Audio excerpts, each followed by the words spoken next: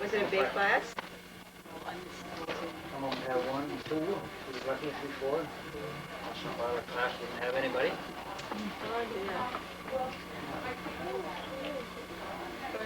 I'm Bernadette Trombley, and I went to school at the North Gore. So I think it got to be a superior school before I got out of there on the Gore Road in Highgate. And like for many years, it was a one-room school, and so sometimes one, sometimes two, sometimes 3 or 4 and things great, and sometimes there weren't any. That's where I went to school. So much in it, you better not touch it, there's a lot of money in it. Oh. That's interesting. You have? Well, I'm Marjorie Irish, and I went to school here. I had my 2nd, 3rd, and 4th grade in this room across the hall. And there was a little room over there where you have a cloakroom, I believe. That was where I went for 1st grade. And I went away from my 5th and 6th grade. I went to Oklahoma, so I wasn't here. And when I came back, I had the 7th grade. I was in the 1st year. They had a junior high upstairs. Also the 1st year that Miss Spinell was here to teach our home economics, and she's now Mrs. Pierce. And it was the 1st year that Miss Dewing was here to teach. Marjorie Dewing was our teacher. So we had a lot of first things that year. It was a lot of fun.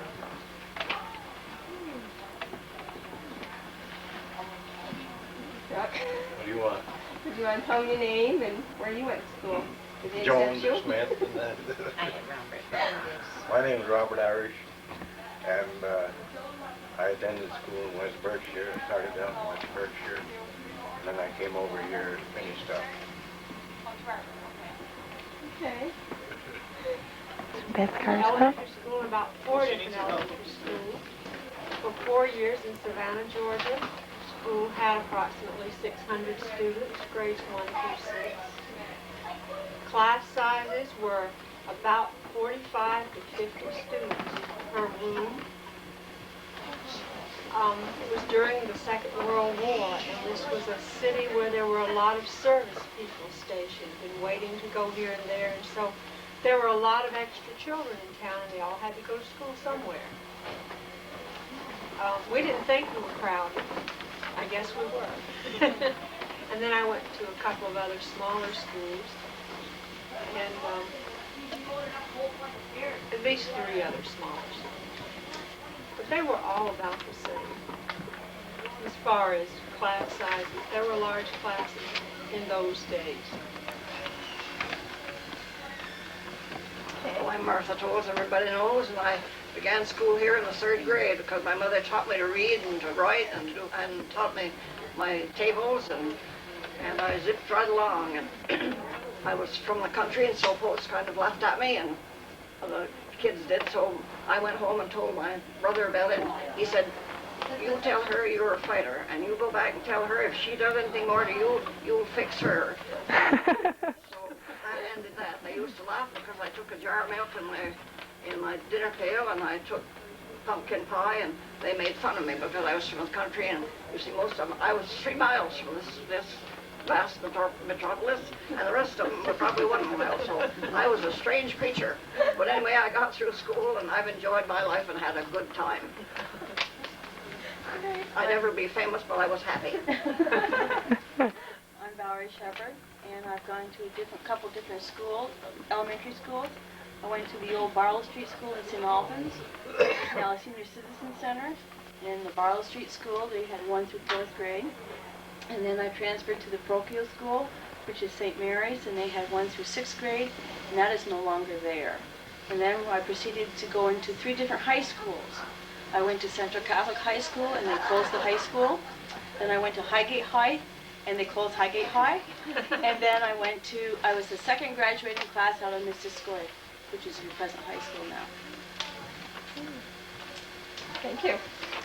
Okay, I'm Cindy Gates, and my school experience is where I started out in Swanton at St. Anne's. From there I went to Connecticut, and I can't tell you the name of the school, I don't remember. But I remember I had kindergarten there in first grade. And we proceeded to go to New York. We lived in New York for second and third grade. And there, what did we do? Went to St. Anne's again. And then we went to Colorado after that. Came back, went to St. Anne's, and then I ended up in NPU. My classes I went to, all my classes were large classes that we were in. So that's the end. Now I'm going to turn this over to the students here, because they're going to ask you some questions and things, okay? Okay, we have 143 kids in our school. About how many you have in your school? And presumably most everybody already told that, I guess. It's a second ago. And then, is there anything you can remember about your classroom? In my homeroom, it is cramped and small. If you move, and what was the size of your room? All 8 grades were in it. They had seats. The seats up back were bigger for the larger pupils, and the ones down front were smaller. There were double seats. You could sit 2 in a seat. Lots of times 2 little girls or something would sit together. We had an old box stove in the middle of the floor. That was where we got our heat from. It was one of the older boys was janitor of the school. It's his job to build a fire in the morning and take out the ashes and sweep the schoolhouse once a month or so if he didn't forget it. Usually the teacher did that. And for being janitor, he got $4 for the fall term, $5 for the winter term, $4 for the spring term, or a total of $13 a year for being janitor of the school. That sound like big money? How many were there, Marjorie, when you When came? I came here, outside of that very first year when we had the first grade in what was called the chemistry room, Yeah. that was the old chemistry room over Laboratory. there. You had 4 grades in the room over there and 4 grades in this room, you see, and then you had the 4 grades upstairs for the high school. It was this very school. Oh, Mrs. Carswell, you That went was to- only 50 years ago. And there were about 12 to 15 classrooms. And we had 2 buildings. One of them was we called the new building. It looked just like the old building, but I guess sometime it was newer. And we had kind of a walkway in between that we used to love to get there because this was in a southern city where it rained all the time. It had a kind of a walkway over it. And there would be about 300 students that are there waiting for school to open to rain. But they had a library and they had a big lunchroom, plus a classroom. Classrooms were about as big as this. We didn't have desks though. We had tables. We all sat at tables. And I remember one time in the first grade, we were all around our tables, and there was a boy at the end, sort of like in the corner away from the teacher. And he began to cry, and no one knew what was the matter with him. And he had been on his knees for about 3 hours because he didn't have a chair, and he was afraid to tell anybody he didn't have a chair, and his knees hurt. And so we all felt really badly for Albert. And he had a chair every day after that. Anybody have art or phys ed when they were at their school or anything like art and phys ed? Any sort of, I guess, what you could call luxury subjects? Called it the drawing period. They gave you a piece of paper and you tried to draw something or other, whatever we could do. We had none. That was about the same at our school. We had a certain day of the week that we did a little bit of drawing. But Everybody looked forward to that because you didn't have to study that.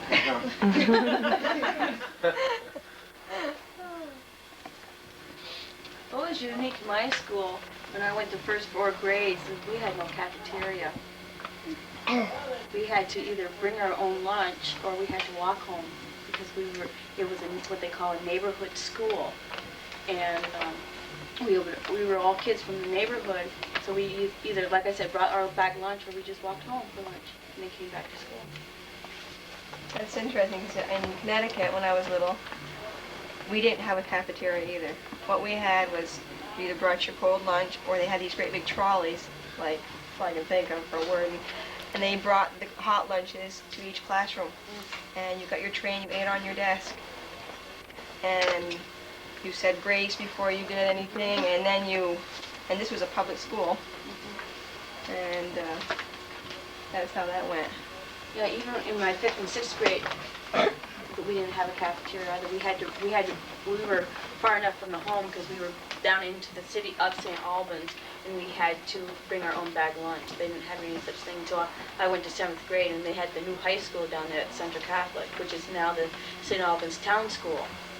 And that was the first luxury of having a cafeteria with hot food. You see, the year that I started junior high, that was in 1936.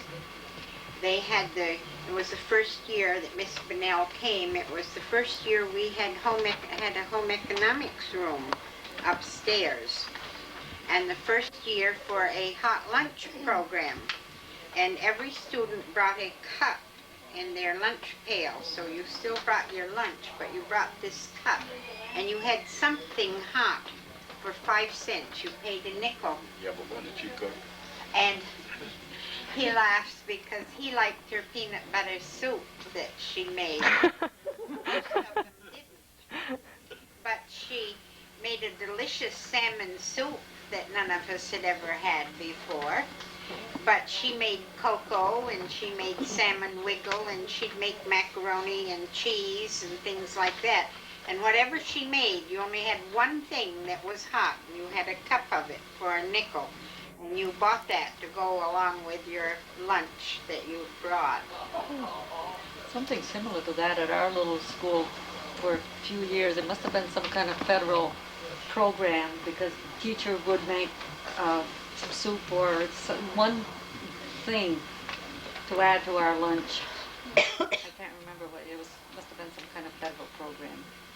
I can't remember if we had to pay for it or if it was I think free it was or- federal, because I remember they used to bring in things in the kitchen and leave them, and then they'd make whatever. If they brought peas or something, they'd have pea soup or, I remember there was soups or yeah. some kind of Beans desserts or... Oh, I did watch it. It's fun to tape.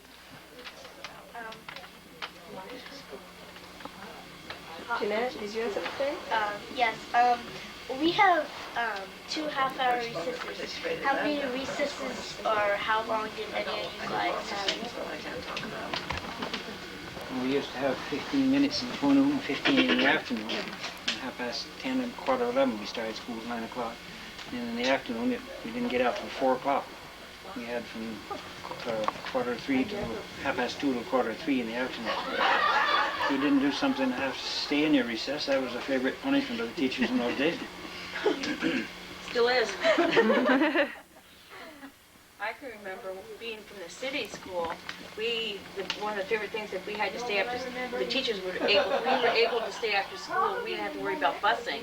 So if we didn't get our work done, or if we were having trouble, the teacher would say, "You stay after school," and we had to stay after that day. Yes, We didn't have to worry about calling parents or whatnot because of busing. If we didn't have any school buses, you had to get home when you did, and that served a double purpose. You punished us to stay after school, and then when you got home, the first question was, why were you late, and what did you do? That's right. So that worked pretty well from the teacher's point of view. Why his parents always picked on him. He was the one that used to get the blame, but he never did anything wrong. And then I found some of his old diaries. And one of the things that used to happen was that they'd get into terrible snowball fights during recess. So bad that when they were ready to let school out, the teacher had to let the boys out one at a time, and one boy'd be out, and then they have to wait, and 5 minutes later let the next boy out, and then 5 minutes later the next boy, and he would say which boys they were. And they'd go over and wait on the roof of the horse sheds and throw snowballs at them as they go by. You see, they were kind of naughty in their way. And then on his way home, they didn't have buses then, and he'd walk up the hill, and up the long hill. He lived up on the farm where Charlie lives. And he liked to walk in the ditch instead of on the road. It was a lot more fun. Of course, he wore his shoes out. He'd get home. He was wet way up past his knees. And then he wonders why he got blamed for things. I thought it was kind of funny reading some of these things that he was doing all the time. I imagine he needed more getting after than he got, maybe. Even back just a few years ago that I was in I'd like to talk some more, may I? I taught school in this room. I had 4 grades, and I was one of the first teachers to get music in the school. And the kids enjoyed it so much that we got a music teacher. Miss Brown was our music teacher, and she came for several years. And ever after that, we had a music in the schools, and they had it every day. And an advertisement came in the Free Press, and they'd allow us $87 on the purchase of a piano. So I went to Burlington and bought a piano. And that was left in this room. I suppose it's all worn out long ago. But I did many things in school that people don't know anything about. It's all right. I'm not blowing my own horn.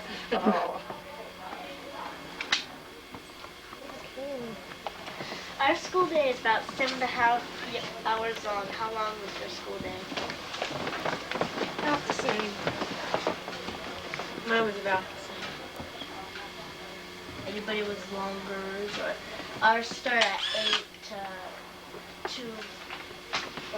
We get to school around 7:45. We leave around 2:45. Oh. Well, we have school around. We start school at 7:45, and we end it at 2:45. We go home. And did anybody, you, I think it was you that said that your school started at 9 to 4. Yeah, 9 to 4. 15, of course, an hour at noon, and 2 15-minute recesses. That made it half an hour. So I guess we really probably didn't have only about 5 hours and a half of actual school. So, guess you're worse off than we are.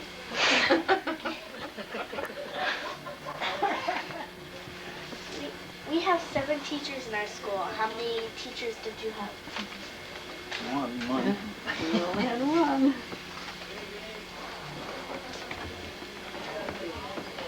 Had one teacher for 4 grades downstairs, one teacher here, that would be 2, and then upstairs we had 3 teachers and a principal for 4 more grades plus junior high. Yeah, but the principal also taught. Yeah, the principal taught school as well. When I was in high school, the principal, Franklin, was a district by itself. He was what they call supervising principal. He was a supervisor and superintendent of schools as well as principal. In the forenoon he had classes, in the afternoon he went around and visited the rural schools and kept his books or whatever he wanted to. Of course, he didn't have any secretary or anything like that kind in those days. He had to do his own bookwork. 1.5 months of school. How long was your school year? They sit down too. They say it loud too. David Carswell was saying, can you repeat the question? How Say it long loud. was your school year? About how many months? Oh, about the same. I think we began this right after Labor Day, and we finished probably the second week in June, just the same as they do now.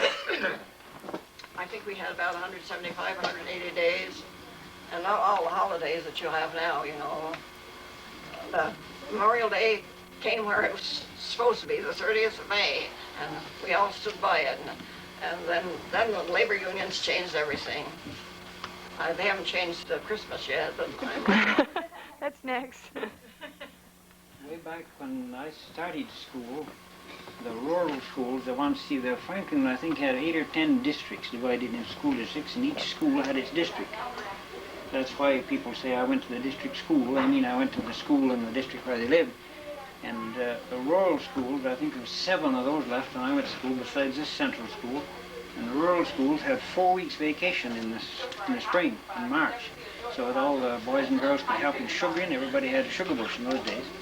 And we had 4 weeks, but the central school here only had 2 weeks because most of them was from the village and they thought they didn't need the vacation. So we only had 34 weeks. And central school, as they call it in them days. This school had 36.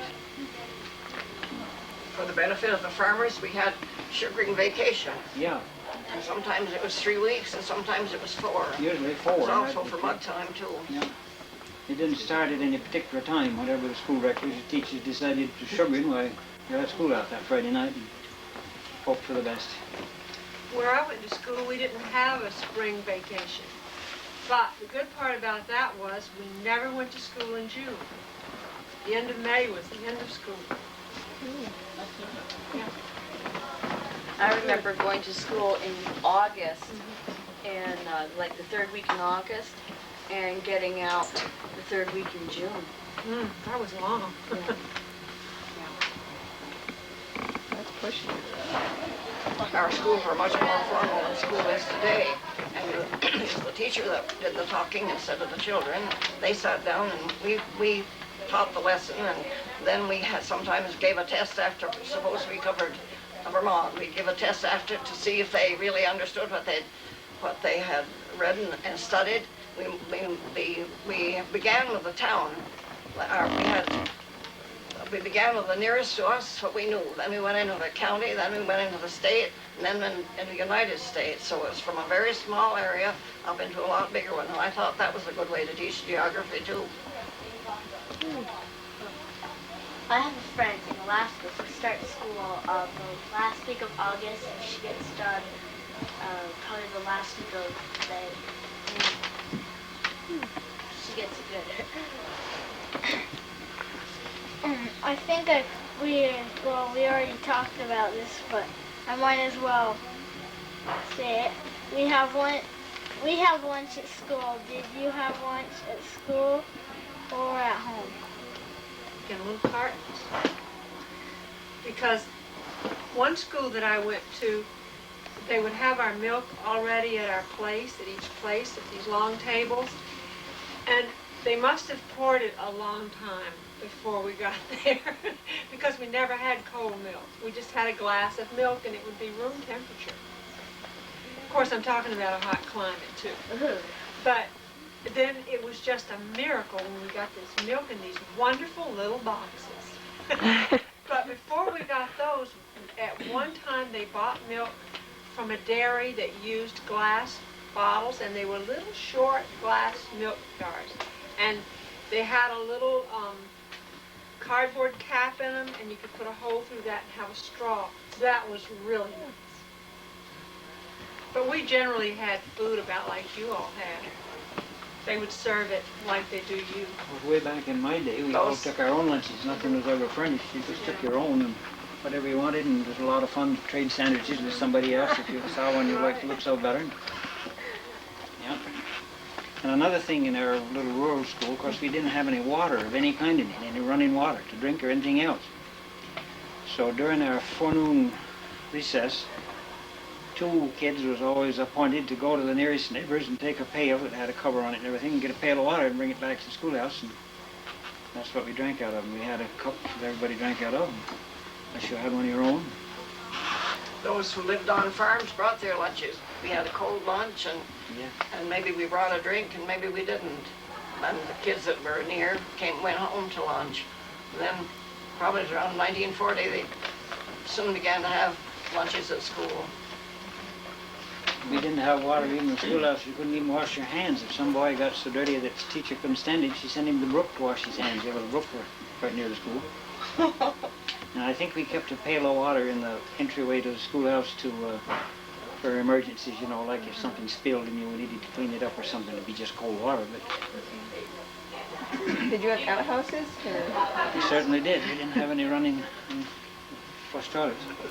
And they were outdoors too, not like at home where lots of times they're in the back of the woodshed somewhere. You had to go right out in a snowstorm. But nobody thought anything about it because most of us the same way to home. So. That's right. Our school had a big, long pathway that led to the... Right outdoors and quite a little ways away, too. Ours had a big, long pathway.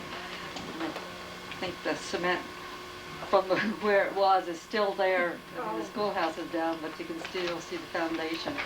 One night, I remember years ago, somebody from the village, some of the older boys went up and tipped ours over for Halloween. that was one of the greatest jokes back in that time, wasn't it? To tip, Oh, to yes, tip the yeah. privy over. Yeah, if you live near neighbors, swap them around on Halloween or something.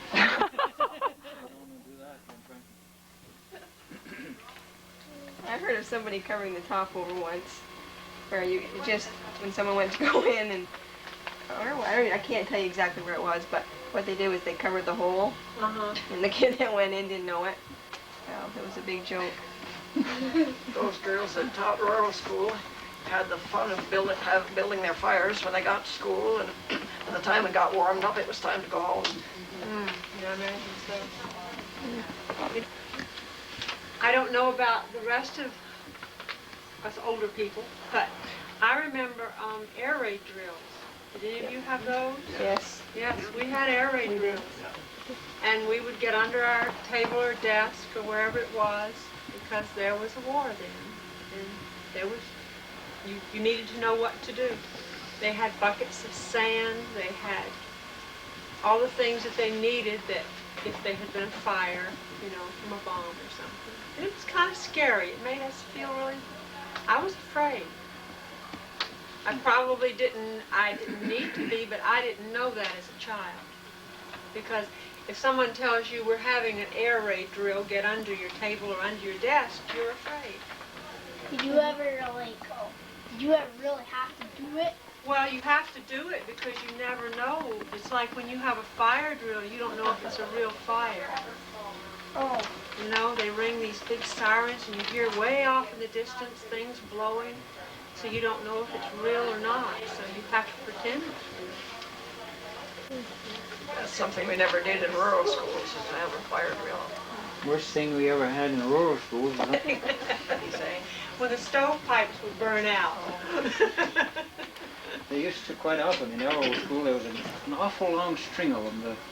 I don't know why, but the stove was in one end of the building and the pipes went the whole length almost up to the ceiling, and there was a little attic up there. And there was no way to go up in it, no ladder, no anything. The only way you could do was for an older boy to let a small one climb on his shoulders or something and get up in there and put some water on them or something. And us smaller kids were scared to death, of course, and the old ones thought it was great fun when something like that happened. Then you'd open up all the windows and get the smoke out and resume your business. Our running water was running water when you ran after it. Yes, that's right. The kids ran after it. I didn't have to do that. My favorite subject is science. What was your favorite subject? Mine was history. I don't know if I had any real particular Someone has a special favorite- one. favorite I did like subject. the math. I was like math. I'm not a great one for geography or history. They just didn't. But I liked the math very well. And I did like the Friday afternoons when we did art. She asked what your favorite subject was in school. Oh, my favorite subject, whispering, I guess. Someone has suggested that they would like to see the old rural schools, a little history of the old rural schools that never got into my book at all. That is, I think there was 12 or 14 rural schools, 12 or 14 schools in town, and many of them were rural schools. And they would like to know what was done with the rural school buildings, those that didn't burn up. Several of them burned up, and there's one still standing, and one's been made into a home, and so on and so on. If anybody's ambitious amongst you youngsters, people would like that. Corner, well, you know where Donnie Richard has the deer up there? That corner that turns and goes towards East Franklin there. There's a school there right on that corner. Yeah. They called it the Line School. They didn't have school there when I was going to school, but I can remember the building. It was a brick schoolhouse. And of course the little brown corner one down here where you go by on the way to Missisquoi there, you know, every day that's still there on the corner. Well, did that just fall apart from lack of I guess so. care? Of course, the Didn't they Hubbard- also have a white building on the other side of the street at one time? Isn't that also part of a school across the road? I don't remember. Of course, the school originally was up on the park where the soldiers' monument is years ago, but that was before my time. I just thought, remembering way back, you know, There trying was to a white remember. building there and the school teacher lived there. Oh, is that what that was? Oh. Okay. and I knew there Mildred was a lived white in building. the house across the street from it. Of course, the East Franklin, the South Franklin School is where Arthur Larrabee lives, there, and the Hammond School is next to Francis Hammond, where you go up the hill. There's a school house that appears to be off the road now. That was the schoolhouse. Here we go. It was between the two roads, the Toll Road and the State Park Road there. And then the East Franklin schools, I think that's still standing. You know, over Free Road there somewhere. House now. That's yours, right? And down there after me. The Protty School burned. That was across the road from Stanley and Dorothy Lothian, right across the road there. Tore down to go to the lake and made a cottage out of it. Foster Carman did that. They should have started a store near where David here lives there. I took 4 years of French here in this high school. And, Comment ça va? huh?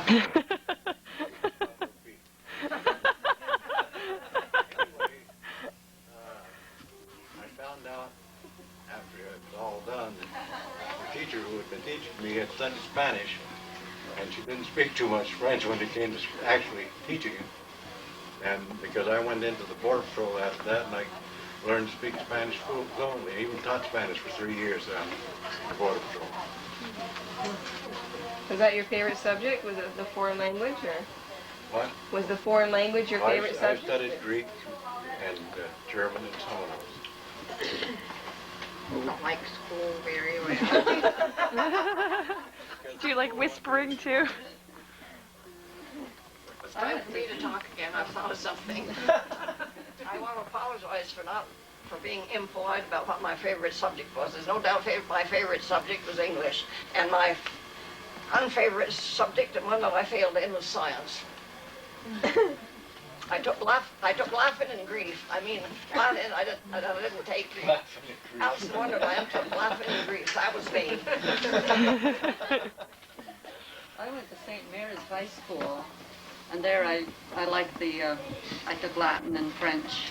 Of course, I spoke French. I didn't speak a word of English until I went to school, so French came easily for me. But I did like the math and the languages were my favorite ones in high school. I guess.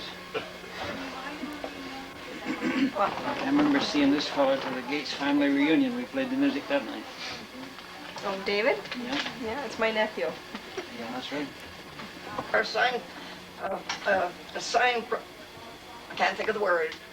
Have we given you consent to take our pictures and publish them?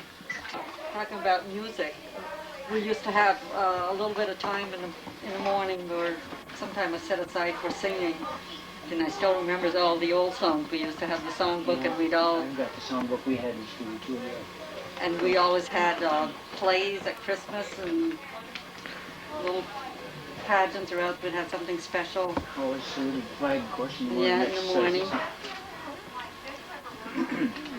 I think the old golden songbook or something like that was the standard. Yeah, the old songs there, like Darling Nellie Grace, and Starley and Listen to the Mockingbird and all those old. See, when we come into this room, what I remembered was years ago, Marjorie Smith put on every year what we called the great entertainment Yes, we used to have up that. in the town hall. But you practiced for it, like the music teacher knew what the music was going to be, so the day she came, you sang songs, but all the time that she's practicing the songs with the special ones that are going to put the play on, all the rest of us are making costumes. And this particular time, I can't tell you what the name of the play was, but Geraldine Lothian was probably the prettiest little girl I'd ever seen. She was just a beautiful girl, and she had these long, blony curls, as we call them now, you know, where they did it up in rags and made these long curls around.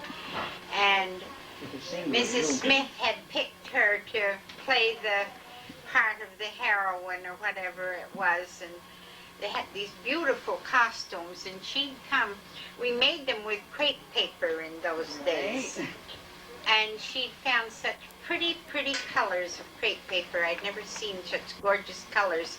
And so the piano was over in this corner, and all the crepe paper out around, and they were trying it on. And I, in this particular play, was Mistress Mary. quite contrary. I've been contrary ever since. But she found a crepe paper that had flowers, like a bordered paper, so that the flowers came from the side of it. And she made an apron that went over the rest of the skirt. I had never seen a bordered crepe paper. I just thought that was the most fantastic thing in the world. And so we made this particular little, like a pinafore. We had made that afternoon while we were singing the songs in here.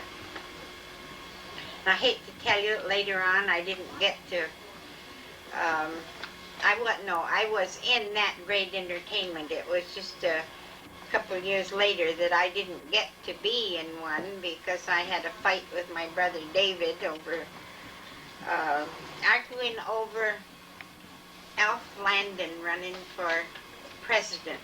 And can you imagine, you know, he was that much younger than me and we're fussing about it. And he goes home and tells my mother that I was mean to him because my side had won and I sort of gloated a little bit, I guess. So my punishment was that I couldn't ride my bicycle for a week and that I would have to let him ride it. Now, you know that was my bicycle and my brother was not riding my bicycle. And I hid the handlebars. I didn't get to go to the great entertainment. That was the last year they ever had one. I didn't know then it would be the last one. But I didn't get to go. I said, you know, you come and one thing leads to another and then you think of these old times and what a price I paid for my vote for Alf Landon. All of the rural schools used to have a part in the program in the grand entertainment. Every school had to do something in it. And of course, the central school here did more because they had more pupils and they had a piano and so forth. But it was a great thing to be in that great entertainment in the schools out every year. Of course, in our little rural schools, we always had a little picnic. We'd just go off in the grove of trees somewhere a little ways away from the school and carry an old homemade freezer of ice cream, and a couple of kids would carry that to up in the woods or somewhere. That was a great treat in those days. Used to have a little wooden tub, you know, about so high, and a tin can in the middle of it, and you put ice between your can and your outside there, and there was a handle on it, some little gears or something that rotated that thing in the middle, and you turn your crank, you turn it for an hour, freeze your ice cream. But it would stay quite a long time until you carried it way off to a picnic or anything like that. That was the greatest thing of the picnic, of course, in those days. That's something the teachers in here, I think they do a really good job as far as from what I've seen. I mean, like this ice cream. They don't make ice cream? Yes, they do. Mrs. Anderson, just this winter, and I had to help. You know, to me, I'd have loved to see one of those motorized ones. But no, she had to have the handle. Yeah. We had to hold it, and the kids packed the ice in, and they put a little bit of salt in, and they did it. They did a good job. That was a common way to make it in those days. You didn't get it much in the stores. You couldn't afford it if you did, I guess. And farmer people, especially, of course, everybody in those days sold their cream instead of their milk. They separated their milk and fed the skim milk to the calves and pigs and things, and sold the cream. And so they had cream to home to make it with, and whatever else they put in it. And everybody took something different, of course, to the picnic. Played a few games, and back we went as happy as could be. Some more questions you want to ask? Well, the last question we have is, we get to school by a school bus or by walking. How do you get to school? Walking. Footmobile. We had to walk. Well, some of the people that had children that maybe were a mile or two, little girls 6 years old or like that, they'd bring them in a sleigh in the winter like that when it was cold or something. Of course, everybody drove horses. But when I first started school, the superintendent of school lived in Enosburg. When he used to visit school, he always drove a horse and buggy or sleigh or something. It was a great privilege for some boy, if he saw the superintendent come in, to ask if he could go out and hitch his horse and put his blanket on. That was a great honor. Probably you could rub the horse's nose if he was agreeable. My dad had a milk room, so if we left a little later, so we'd be late to school if we waited for him. But when it was real cold and stuff, we'd wait for him and we'd get on the truck. So we'd stop at the different farms on the way and get to school. It was about a mile there before stops on the way. We used to have a little ball diamond in our school. We played ball, or thought we did, and first base was an elm tree across the road from the schoolhouse. Can you imagine crossing the highway out here now if we was playing a ball game? There was no automobiles then. There was once in a while a team come along. We had to wait so we wouldn't scare the horse if we were playing ball. And one boy had the cute idea of he'd start out on the dead run if he saw a team coming and wave his arms in the road as though we suppose the schoolhouse was on fire or the teacher died of old age or something. When he'd get the team to stop, he'd say, "Do you know your wheels were turning?" Oh no! That was a big joke, but when the teacher found it out, it didn't last long. Well, I'm kind of sorry, but we're kind of out of time for tonight. So we thank you all for coming and having a nice talk. Thank you. Thank you very much. And now we're going to serve, we have some tea and we have The other room, we were telling you about the school barge. That's Mrs. Yes. Cole. Having some refreshments, a tea put on by the PTO. Would you like some goodies? I would love some, thank you. Students are serving. Yeah, I'm glad I didn't get a chance to tell you what I thought about it when they gave me demerits. I thought that was going to take me off the side, but I didn't care. Here's your coffee.